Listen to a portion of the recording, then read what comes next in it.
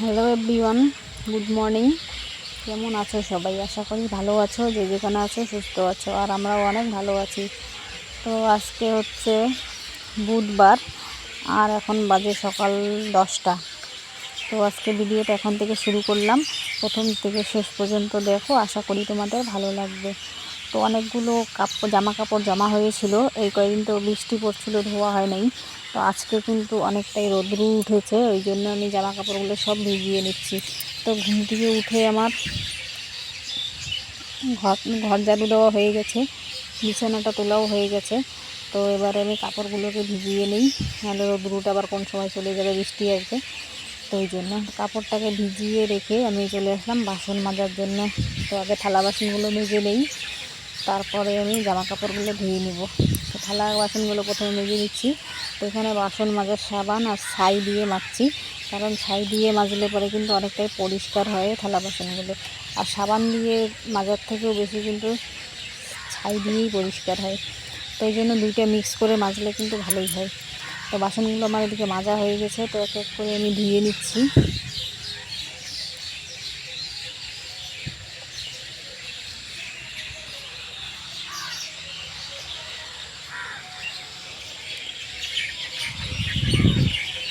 বাসনগুলো ধোয়া হয়ে গেল, তারপরে এবার আমি ঘরে নিয়ে যাচ্ছি বাসনগুলো, নিয়ে গিয়ে সব বাসনগুলো জায়গা মতো রেখে দিব, দিয়ে তারপরে আমি জামা কাপড়গুলো ধুবো।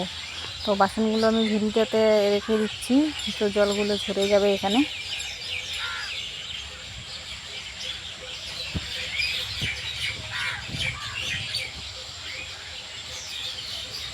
আর এখানে আছে কালকের একটু বাসি ভাত, এটাকে আমি ভাজা করব একটু পরে। তো ভাতটা ভাজা করে আমরা খেয়ে নিলাম, নিয়ে ওইটা তোমাদের সঙ্গে শেয়ার করা হয় নাই। তো এখন আমি জামা কাপড় ধুতে চলে আসলাম। মোবাইলে চার্জ ছিল না, তো সেই জন্য মোবাইলটা চার্জে বসানো ছিল, ওই জন্য আর তোমাদের সাথে ভাত ভাজার ভিডিওটা শেয়ার করা হয় নাই।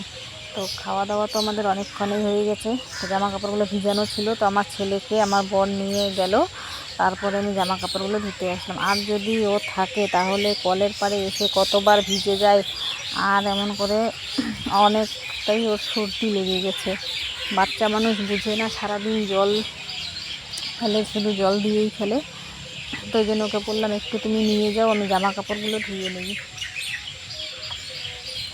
তো কাপড় ধোয়ার সাবানটা শেষ হয়ে গেছে, এখানে স্নান করার সাবানটা ছিল, ওই সাবানটা দিয়ে ধুয়ে নিচ্ছি। আর কালকে সব বড় বড় জামা কাপড় ধুয়ে নিয়েছি, তো ছোটোগুলো যে ছিল, তো ওগুলো ছোটোগুলো কালকে আর ধোয়া নেই, কারণ অনেক কাপড় ছিল, 2 বালতি কালকে ধুয়েছিলাম।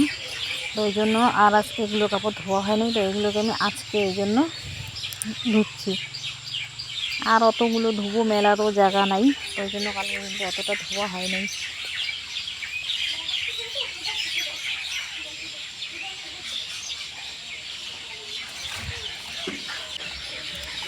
তো এদিকে জামা কাপড়গুলো আমার ধোয়া হয়ে গেছে, এখন যাবো জামা কাপড়গুলো শুকোতে দিব।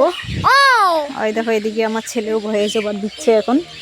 তো আমি বাইরে নিয়ে গেলাম, দেখতেই পারলে কতটা রোদ্রু উঠেছে।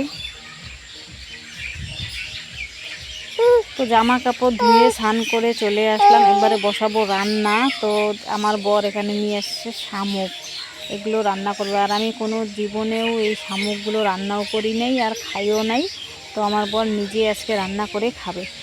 তো এখানে সিদ্ধ করে নিয়েছে, ও ওগুলোকে ছাড়াচ্ছে, ভিতর থেকে সেগুলো বের করে নিচ্ছে মাংসগুলো। আর এখানে আমি বানাবো চাল কুমড়ো, আমি যেহেতু খাই না। তো এই যে ফাইনাল লুক দেখো, এটা চাল কুমড়োর তরকারি, আর এখানে আছে শামুকের তরকারি দেখাচ্ছি।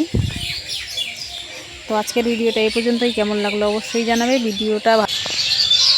তো শুভ বিকেল বন্ধুরা, তো আজকের ভিডিওটা এই পর্যন্তই ছিল, কেমন লাগলো অবশ্যই জানাবে, ভালো লাগলে একটা লাইক কমেন্ট করে দিবে, আর আমার চ্যানেলটাকে সাবস্ক্রাইব করে আমার পাশে থাকবে।